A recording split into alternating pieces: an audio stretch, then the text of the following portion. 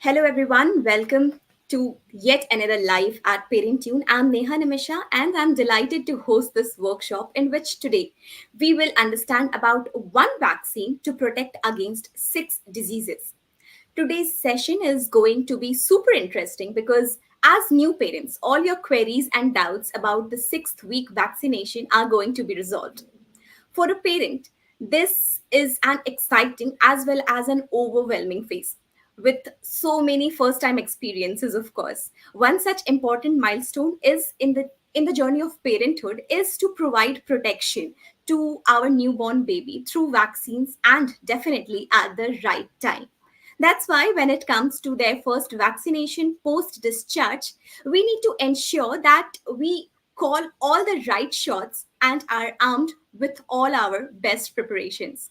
So, today we have Dr. Raghuram Mallaiah with us to answer all our queries related to the one vaccine to protect against six diseases, which we perceive as lesser painful vaccines, so that we feel fully empowered on protection decisions through vaccination. Dr. Malaya is working as the Director, Neonatology and Director Founder of Amara Human Milk Bank at Fortis La Femme, GK Part 2, Delhi, with more than 25 years of experience in the field of neonatology. Dr. Malaya has performed numerous resuscitation, intubation, and ventilation procedures on newborn infants. Welcome, Dr. Raghuram Mallaiah. Hi Neha, good afternoon. So, doctor, most of the terminologies may be new for parents. So, can you please help us understand better in a detailed manner that should parents choose standalone vaccine or the combination vaccine? That's a good question, Neha. There's a lot of confusion about what you mean by a standalone vaccine and what you need by a combination vaccine. Over a period of time, initially when vaccinations started, they used to give each vaccine on its own. Over a period of time, with technology improving, we have managed to combine all the vaccines together, and we managed to give it in one shot. You still get the same vaccines, but rather than getting multiple injections, the child or the baby will receive everything together in one injection.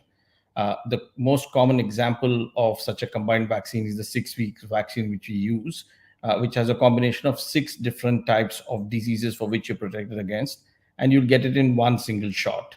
So, obviously, the advantage of this is the compliance. So, it's good for the doctor, it's good for the baby, it's good for the mother as well, because even for the doctor, the nurse who's administering it, you don't have to give six different injections. You can give everything in one go. Obviously, for the baby, benefits the most because instead of getting six injections, you just get everything in one single injection. And obviously, the mother, who's the most important person in this whole equation, the complications or the issues associated with vaccines are much lesser when you manage to combine and give everything as one single injection.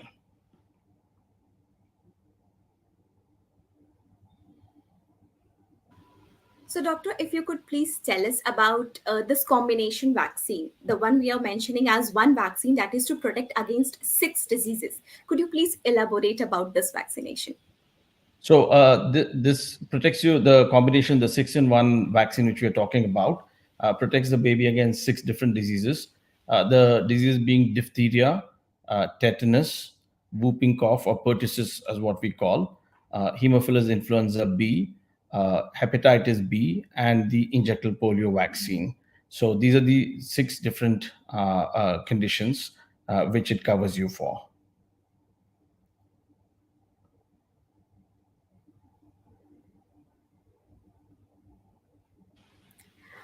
I'm sure a lot of parents might have this doubt. Whenever it comes to vaccination, they are very much concerned. Also, they are so confused about choosing the right vaccination at the right time.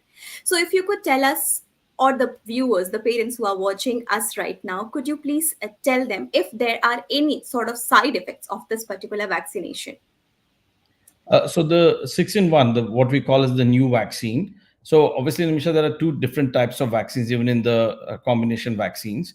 There's one which is known as the acellular vaccine, which also we call as the neo vaccines, which a lot of the parents come and refer to as the painless vaccines, which is obviously is not painless. You still get the pain with the injection, but the terminology is used very loosely as painless to describe the fact that you tend to get much less side effects with this vaccine, which is what we're talking about today, which is the 6-in-1, the acellular vaccine.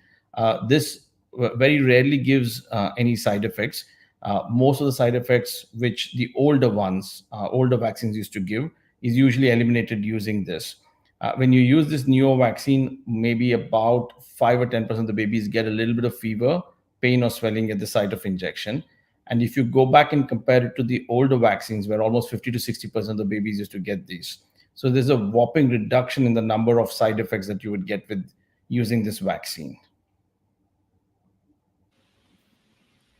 Sure, since we are learning so much about this particular vaccination, doctor, I do remember when my sister took her baby for DTP vaccination, the doctor told her about two types of DTP vaccines. So, for the parents who are watching us right now, for their own benefit, could you please explain about that? Yeah, so that was a little bit of what I touched on in the previous conversation. So basically, the older vaccine, which most of us would have got when we were growing up, were known as the wholesale vaccines. Which again, if we can just sort of, for convenience sake, we call it as the older vaccines. They covered you for the same conditions, but they actually, the pertussis or the whooping cough vaccine used to cause a lot of side effects with it, and the side effects being mainly swelling at the site of injection, fever, or redness at the site of injection. And this used to cause a lot of discomfort for the babies, and a lot of the babies used to be quite uncomfortable for about 24 to 48 hours. As a result of which, a lot of the parents used to dread coming in to take these vaccines. Because of this, technology then sort of progressed, and people discovered what is known as the neo vaccine, which is the acellular vaccine, which, like I mentioned before, a lot of the parents refer to when they come to talk to us as the painless vaccine. Very loosely, it's called as the painless vaccine. And like I mentioned earlier, it's not painless. You still get the shot. The injection still hurts the baby a little bit, but the side effects are much lesser. The same side effects which I mentioned to you as the swelling, the redness, and the fever, which used to be almost about 50 to 60% in the older vaccine, has now been reduced and hardly 5 to 10%, although that is a described amount in the leaflet for the vaccine. In practice, we see very few babies getting into any trouble with these new vaccines. So I hope that sort of answers the question about the difference between the older vaccine and the newer vaccine. It surely does, doctor. Thank you so much for that. Also, doctor, I want to understand why is it perceived as the lesser painful one as compared to the other DTP vaccines, which causes more pain? What is it about? So, like I said, it's mainly a technical issue. Basically, they've purified the vaccine. If I can just explain in simple terms, rather than using medical terms, it's a much more purified vaccine, as a result of which the amount of side effects that you get is lesser. And like I said, most people call it as the painless vaccine, but it is mainly the side effects which have decreased. So, if so, for some time in between, we had gone back to using the older vaccines, which used to give pain, and we saw that compliance was a big problem. A lot of parents dreaded to come to the clinics to get the vaccines because the side effects used to be so much compared to the compared to the newer vaccines. So it is mainly to do. It's known as the painless vaccine mainly because of the decrease in the side effects. You still get the same shot, but the side effects are much lower. It's much more comfortable for the baby, and definitely extremely good for the parents because they don't have to deal with the side effects.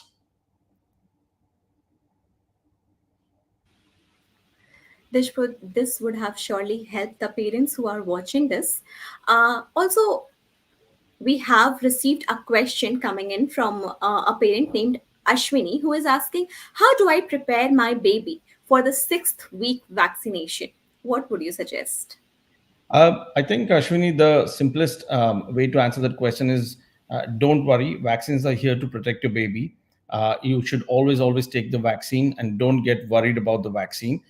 Like we've just described now, vaccines have come a long way from what it used to be even 15, 20 years ago. We have got very purified forms of vaccines now. The side effects are hardly anything. So if your baby was born 20 years ago, they would get 3 or 4 injections at one time when they came to the doctor. Now we've managed to simplify all those things for you, and you manage to get all the benefits of all those 4 shots in one shot, and you would only get one shot for your baby. So I don't think you should worry too much about it. Just come in and talk to your doctor and ask them that you want to get the newer vaccine rather than the older vaccine. And obviously, we will give you some form of painkiller if the baby needs to use it. But like I said, in our experience, very rarely most babies need this with the newer vaccines. So I think the most important thing is don't dread about the vaccines. Just be very positive, and you'll not have any problems with it. There's another parent named Nisha who is asking what are the side effects that I should watch out for. And she has mentioned that her baby is 1 year old. Okay. So you must have already had these vaccines if your child is 1 year old. We were mainly talking about the vaccines which would have been given at, say, 6 weeks, 10 weeks, and 14 weeks. So generally, the DPT vaccine, which is what we were talking about, was the one which was the most dreaded vaccine, which had the highest number of side effects. And that too, it was because of one of the diseases, which was the pertussis or the whooping cough vaccine, which was mainly the culprit which gave rise to most of the side effects that babies develop following vaccination. The side effects being fever. Some babies used to get quite a lot of fever, swelling at the site of injection, sometimes a bit of redness and pain. So these were the main side effects that babies got with the vaccine. But like I said, we had to give some form of painkiller or antipyretic or to decrease the fever for the babies, which we still give, but mostly very seldom parents need to use them with the newer vaccines. But generally, the side effects are those, which is the fever, the pain, and the swelling, mostly lasting for about 24 to 48 hours following the vaccination, which has almost reduced by more than 90 to 95% with the use of the newer vaccines. I hope this was helpful to you, Nisha. So, we have another parent, Nandini, who has mentioned that her baby is 1 year old and she's asking how often does my baby need this shot after the 6th week of vaccination? Sorry, did you say the name was Nandini? Yes. Yeah. So Nandini, mostly there's a vaccination schedule that would have been given by your hospital wherever your baby was born. Most people follow the vaccination schedule by the Indian Academy of Pediatrics, which is very, very simple and straightforward. So normally you get the same DPT vaccine at 6 weeks, 10 weeks, and 14 weeks. And then you get a slightly modified DPT vaccine minus the hepatitis B at 18 months, and a booster dose just before your child goes into the preschool booster, what we call it, 4.5 to 5 years. So in total, you would receive the DPT vaccine about 5 times after the baby is born. So after 1 year, if you're asking me, there'll be one at 18 months and the other one at 5 years, 4.5 to 5 years. Another parent named Chitra is asking, my baby is 5 weeks old. Is this vaccination available in government hospitals? If yes, is it equally effective? I think that's a very good question that she's asked. So I think, as far as I'm aware, the government hospitals tend to still use the older vaccines. They don't tend to use these newer, what I refer to as the acellular, or what most of the parents refer to as the painless vaccines. They tend to use the wholesale vaccines because they are slightly more cost effective. So the government institutes generally tend to use those. But you can find out. But as far as I know, mostly the government institutes use the older vaccines. The newer vaccines are mostly available in the private sector. But both the vaccines are equally effective. In terms of effectiveness, you don't need to worry about it. You will still get all the benefits. But like I mentioned to you earlier on, yeah, probably the side effects are slightly higher with the older vaccines, which is what they use in the government. Another parent, Anita, is asking, hello, sir, my baby is 6 months old. Does this vaccine have its booster dose as well? If yes, when should the booster doses be administered? So again, I'll just make it a bit more clearer. So the DPT, the 6-in-1 vaccine is used only 3 times, which is at 6 weeks, 10 weeks, and 14 weeks. But the DPT vaccine, without the minus the hepatitis B vaccine, which will become a 5-in-1 vaccine, will be given at 18 months. And there's a slightly more modified vaccine, which is only the DPT, vaccine which is given at 4.5 to 5 years. So if your child is 1 year plus, then they will receive two of the DPT vaccines, but it will not be the same as the 6-in-1 vaccine. I hope this was helpful to you. Moving on, we have another question coming in from Namrata, who is asking, can my baby get the 6-in-1 vaccine if they are unwell? So again, unwell is a broad terminology to use. Generally, the most likely reason we would not give any child a vaccine is if they were running a fever. If the child doesn't have fever, has a bit of a mild cough or a cold, I don't think that's enough ground to stop the vaccine.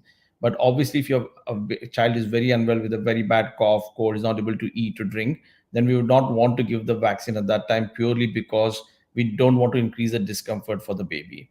But technically, the only time when we would not actually give a vaccine is the baby is running a fever.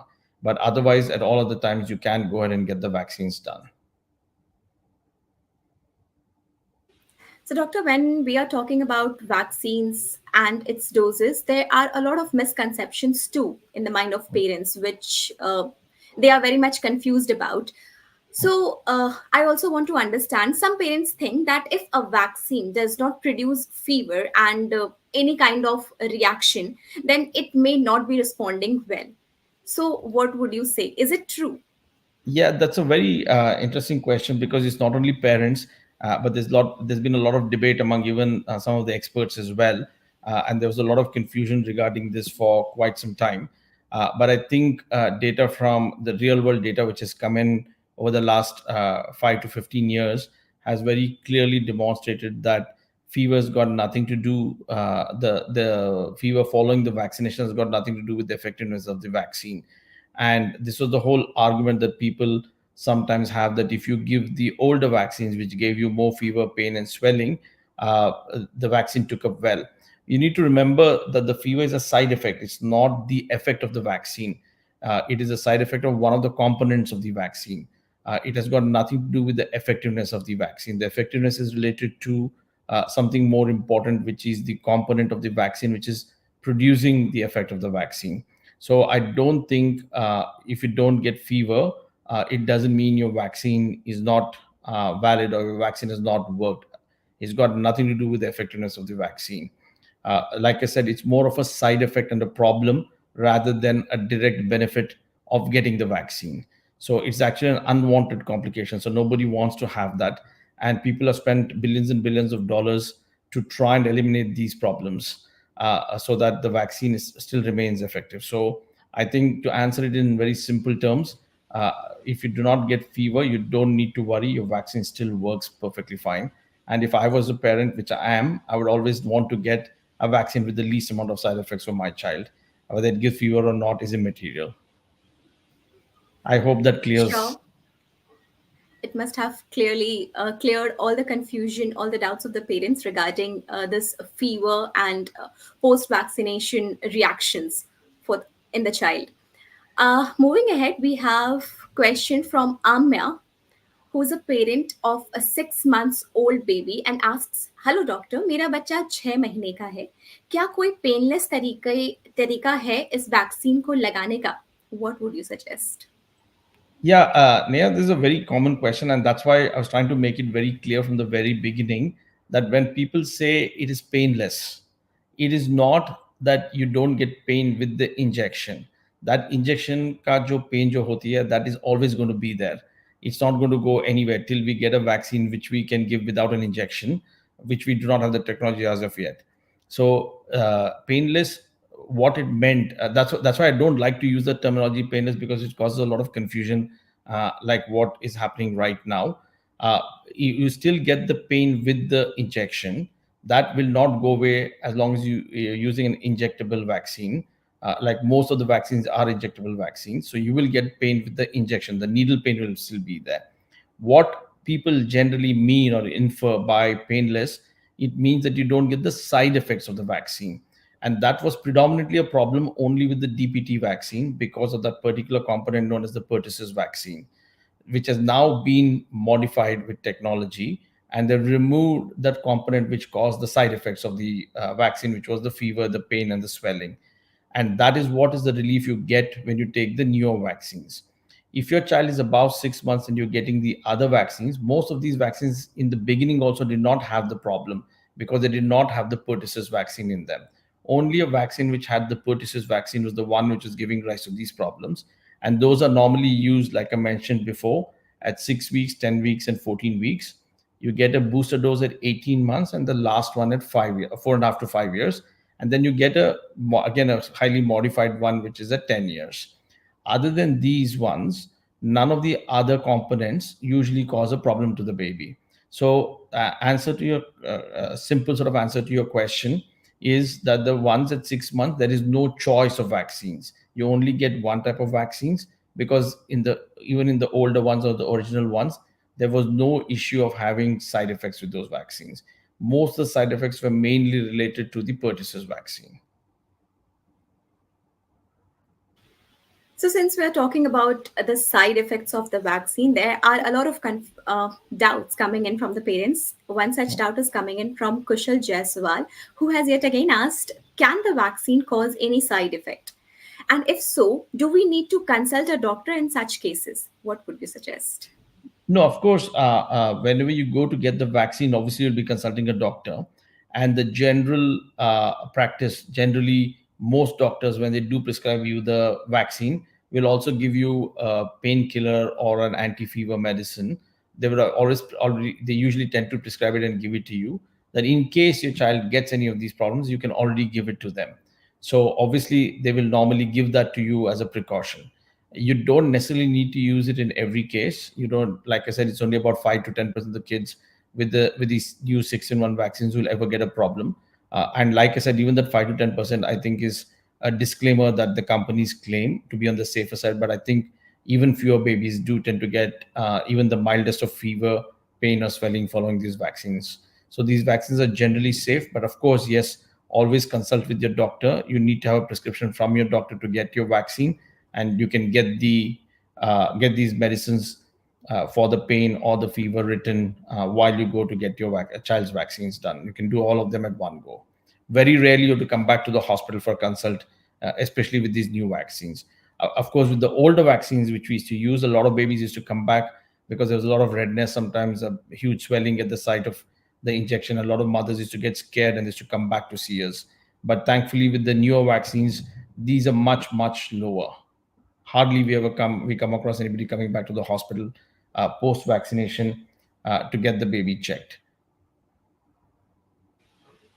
Azad Kumar is asking, how many times does a baby need this TTP vaccine?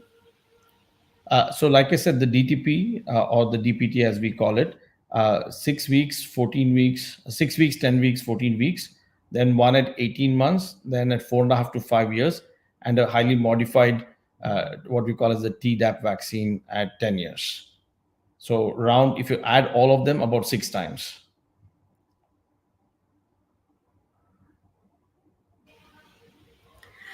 Now, as I mentioned, we are getting a lot of repeated questions. Now, another question is coming in from Abhishek Gupta, who is asking, is it normal for my baby to develop fever after the DTP vaccine? Again, I think we've answered this multiple times. It depends on which vaccine you take. If you take the older vaccines, what is commonly referred to in medical terms as the whole cell vaccine, which are the slightly less expensive vaccines, which they mostly use in the government schedules now, there's a chance, about 40 to 50% chance of getting fever with those vaccines. If you use the newer ones, like the ones which we were discussing about, the 6-in-1 or the acellular vaccines, which are the more recently developed vaccines, the chance of fever is very low, maybe as less as even 5 to 10%, or maybe even lesser than that.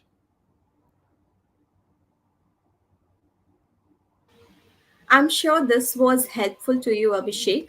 And also for all those parents who are having the similar questions, having the similar doubts, you can see all these answers in the recording of this live session. It will be available on the Parentune website as soon as this live ends. So, moving ahead, we have a lot of questions coming in. One such question is from Yogesh Kumar, who is asking, is there any other way to protect my child if I do not want her to get vaccinated? What would you suggest? I don't think that would be a good idea unless until you have a strong reason not to give the baby a vaccination. Medically, absolutely, there's no reason for your child not to receive vaccines. The usage of vaccine has saved so many people's lives, so many children's lives, and prevented them from getting serious infections or even stopped them from getting admitted to the hospital. So I don't think vaccination is usually an option. You should 100% take the vaccines is recommended by every health department across the world. The only way to protect your child from any of these infections, uh, people come to the clinic very regularly and they ask us, is there any method to increase a baby's immunity? There's absolutely no magic medicine that we can give you to increase your immunity. The only thing in this whole world which protects you against any infections is the vaccinations. And you also need to remember that the vaccinations don't give you a general protection, they protect you against the specific diseases for which you're vaccinated against. So I would strongly recommend you not even to consider this option of not taking the vaccines. And if somebody tells you they're going to give you some medicine to increase your child's immunity, it doesn't work. It's as simple as that. The only thing that increases your child's immunity is the vaccines. That's the only known thing, scientifically proven method of increasing your baby's immunity, and that too only very specifically to the diseases that you're getting vaccinated against. It doesn't give you a generalized protection against every disease in the world, but it definitely gives you very specific protection against the disease against which you've been vaccinated. So don't even consider about not taking the vaccines. Nothing else works in terms of increasing your immunity. There's no other option. I hope, Yogesh, this was helpful to you. And as the doctor has mentioned, that it is very much important for you to get your child vaccinated on time. Now we have another question coming in Oh, from Neha, Rachna, just who is on asking. that, sorry to interrupt you. I know you Sure. mentioned on time. So one of the things that I always keep telling them, of course, you should try and get it done on time. But even if you miss the vaccine, even if you do not get it done on time, it's better late than never. So please don't think that you missed the date. I've had a number of patients who come back to me. They said, "Oh, we forgot to take a vaccine, so we didn't come back again. We thought we have missed that vaccine." There's nothing known as missing the vaccine. If you have missed your date of the vaccine, please don't hesitate, even if you are 15 days late, a month late, 2 months late. For example, during the COVID period, as we knew, a lot of people could not come to the hospital for whatever reasons. They missed a lot of the vaccines. We still told them all to come back, and we call it as catch-up vaccination. Even if you missed it, even if it's like 6 months late, you should come back and get your vaccines sorted out. Even if you're a little late, it doesn't matter.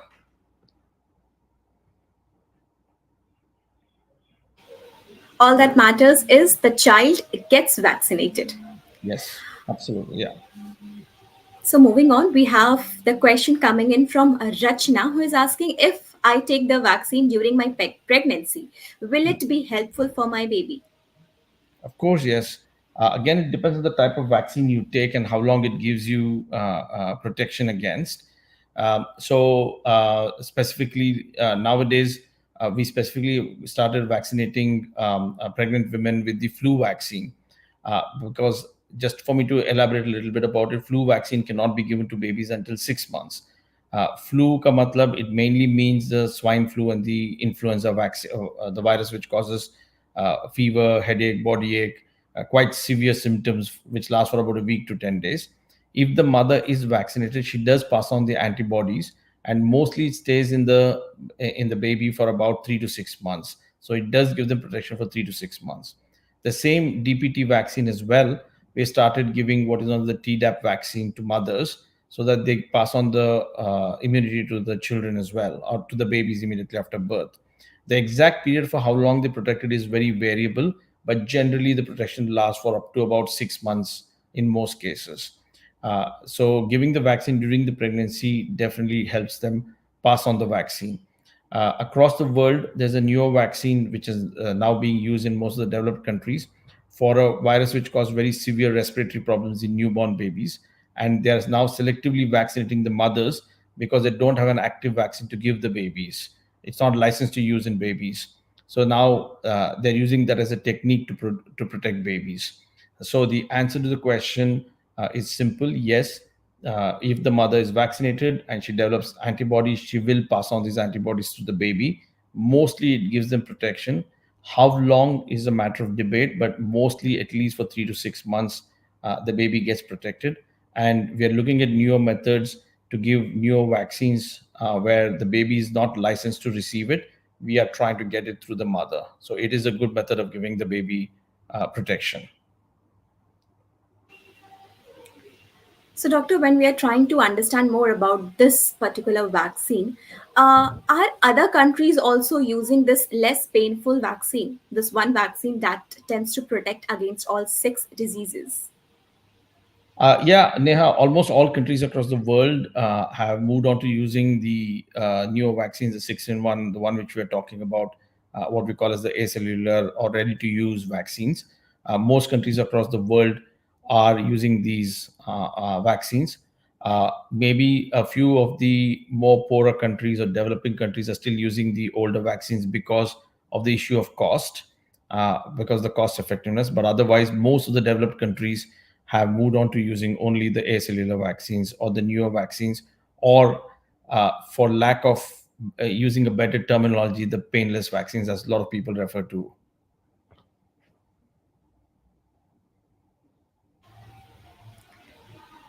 So now we know a lot of people definitely refer to this painless vaccine. So should we for our kids? So, doctor, I also want to understand: are there other vaccines also given in the same visit when we go for this vaccination? And so, will that overburden the immune system of the baby? So I think that's a very interesting question, Neha. But to answer the first part of your question, yes, there are other vaccines which are given. Normally, along with the 6-in-1, there's also a vaccine known as the pneumococcal vaccine, which is given as an injection. So the baby will usually receive 2 injections at that particular visit at 6 weeks, and will also get an oral vaccine known as the rotavirus vaccine. That's obviously not an injection; it's a drops. It's given by mouth, like how people used to use polio drops before. It is a similar vaccine to that. So, the coming to I hope that answers the question about the number of vaccines. Coming to the second part of the question, do giving too many vaccines overburden the immune system? Not at all. We with the catch-up vaccine, sometimes when people have missed the vaccines, we can give even 3 to 4 different injections at the same time. Your immune system is a lot more mature than that. The moment it recognizes there is a stimulus by means of a vaccination, it does produce enough antibodies. And most of these compatibility studies have already been done from different companies which use this vaccines. There's a huge amount of data which has been published in peer-reviewed journals that they are safe. Generally, whenever we give 2 or 3 vaccines together, the companies which do provide these vaccines run trials to make sure that none of the vaccines interfere with each other. So all of this is very safe, and the current schedule where you get the vaccines, like I mentioned to you earlier on, is absolutely safe, and none of them will interfere with each other. So it's absolutely safe to go ahead and get all these vaccines together. There's a lot of data, and people don't need to be worried about it. So, doctor, now we know that it is absolutely safe to go and get this this vaccine shot. But talking about the post-vaccination time, what are the do's and don'ts that parents should consider, should be aware of post-vaccination? So Neha, like I was mentioning to you earlier on, with the older vaccines, obviously a lot of the parents used to be worried that because a child was going to have had a 50 to 60% chance of having problems, we would tell them maybe stay at home, don't go anywhere. If they had travel plans, we would tell them to sort of do the vaccine at least 2 3 days before they made the travel plans. So don't go anywhere with the baby, because they were always worried that if the baby gets fever, their holiday gets disturbed or their travel gets disturbed. But the main advantage of using these new 6-in-1 vaccines, the chance of getting the vaccination related side effects are so very low. Like I said, almost less than 5%, around about that much. Mostly, we tell most of the parents you can go for dinner if you want. You want to go for lunch, you can go out. Mostly, a baby will not have a problem. We'll just give you some crocin or a painkiller for the baby in case they have a problem. So generally, I don't tell I don't make a big issue of the vaccine anymore. I just tell them, you just do whatever you feel you're doing. I know a lot of people who go, who travel out as well, following the vaccination. So I don't think it's an issue. People can continue their normal life as they normally do.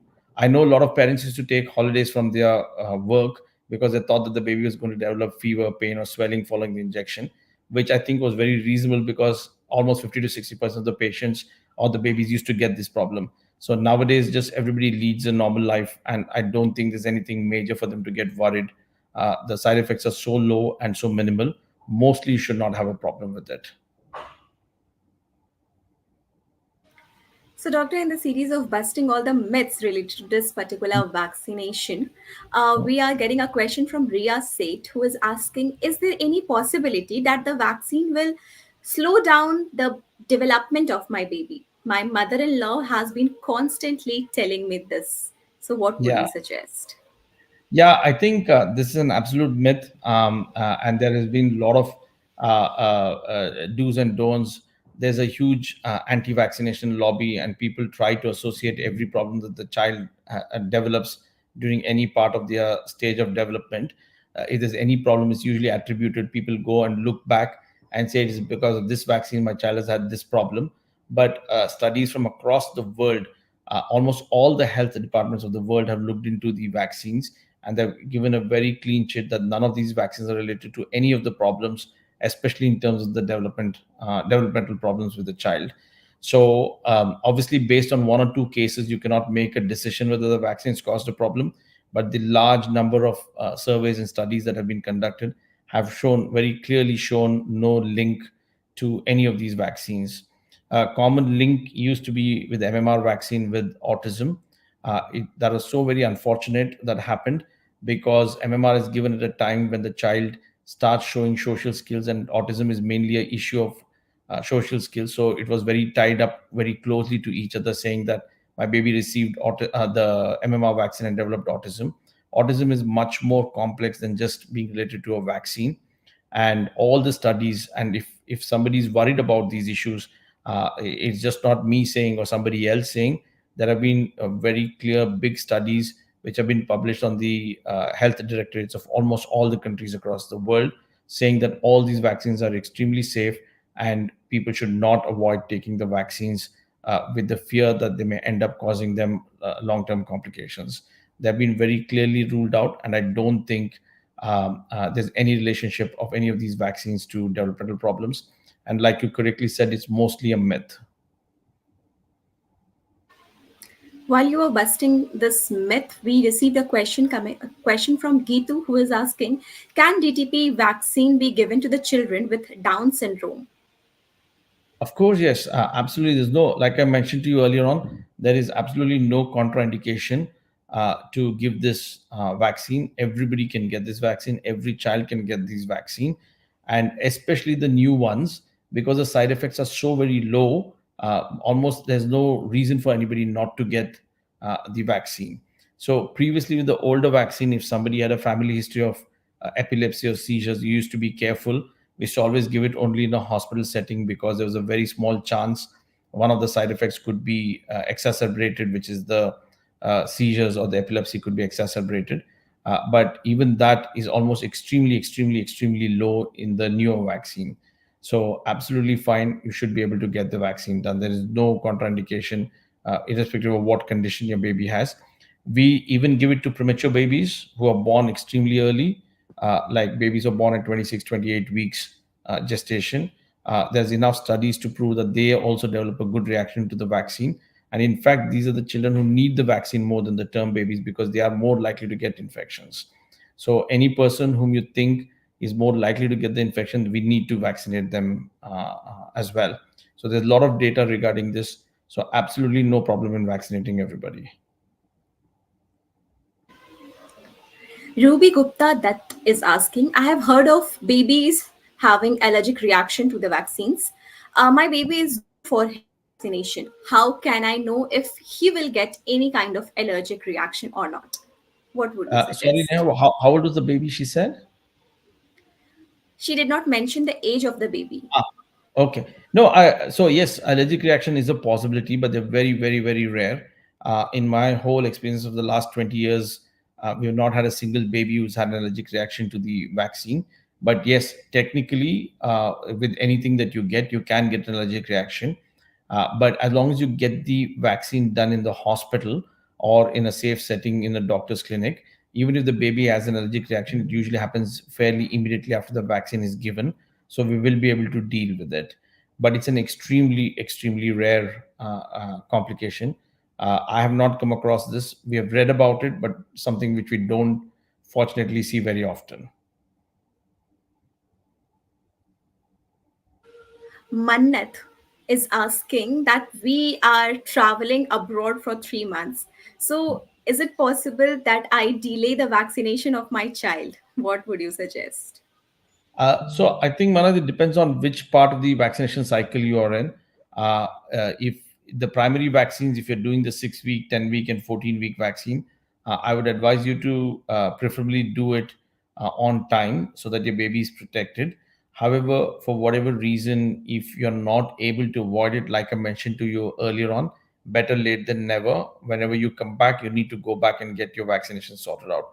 But in an ideal world, if you could get them done round about the same time, like I said, 1 or 2 weeks forward is not a problem. But generally, it's better not to delay it for a very long period of time, unless and until you don't have a choice at all. I hope that was helpful. And doctor, since we are getting a lot of questions from the parents who are very much curious to understand about this particular vaccination and what all things they can do to protect their children, and also we are lacking time. We have a time constraint for this particular live. So I would want you to please, for all the parents who are watching us, please tell us about any three suggestions that you would want to give to the parents that they should surely keep in mind regarding this particular vaccination. So I think, Neha, we've gone through the vaccine so many times.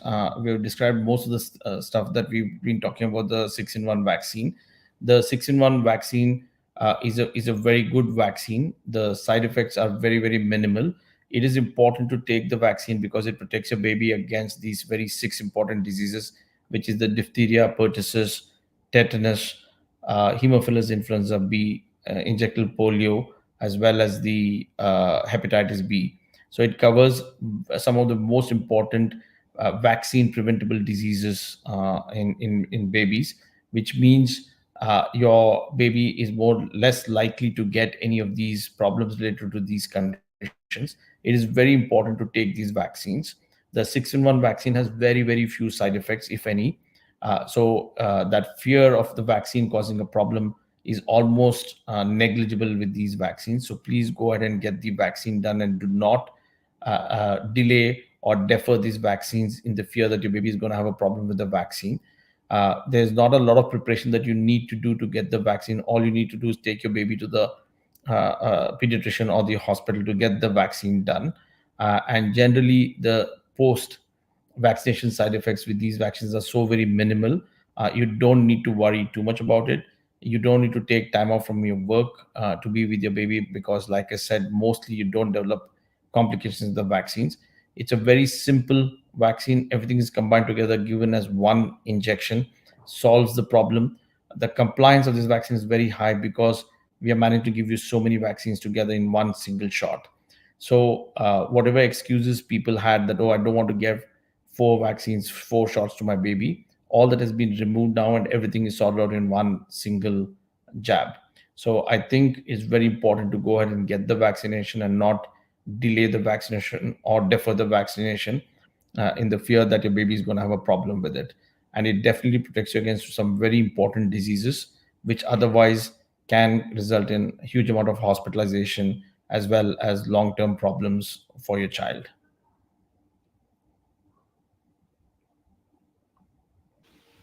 Sure, doctor. Also, if you could mention one more time all those diseases that this particular vaccine would protect the children from. So diphtheria, which is a disease which causes a lot of problem with breathing and cough, and can be quite fatal in children, which luckily none of us actually see in today's world, thanks to the prolonged use of this particular vaccine for the longest ever time. Pertussis is the whooping cough, which normally people, that barking sort of cough, which children used to get. Again, thankfully, is not seen much in today's world. The third disease is the tetanus. That is, if your child falls and gets hurt, you don't need to go back and get an injection because you've already had the DPT or the tetanus vaccine in your DPT. Haemophilus influenza B is the fourth disease. That again causes a lot of problems with respiratory problems. It can cause pneumonia. It can cause a form of meningitis in children as well. So that is a very important disease for which you need to get protected against. Hepatitis B, most of the people, that's the fifth disease. Hepatitis B is the one which causes jaundice in people, and mainly transmitted through blood and blood products. So that's a very important mandatory vaccine that is used across the world. And the sixth Thank you disease is the so much. polio vaccine, which is the polio drops people used to get. You get it now as an injection. Thank you so much, doctor, for making us understand about this particular vaccine. And thank you so much for this particular live session. And for all those viewers who have joined this live session, I hope this live was helpful to you. Thank you so much. Thank you very much. Thanks, Nimisha.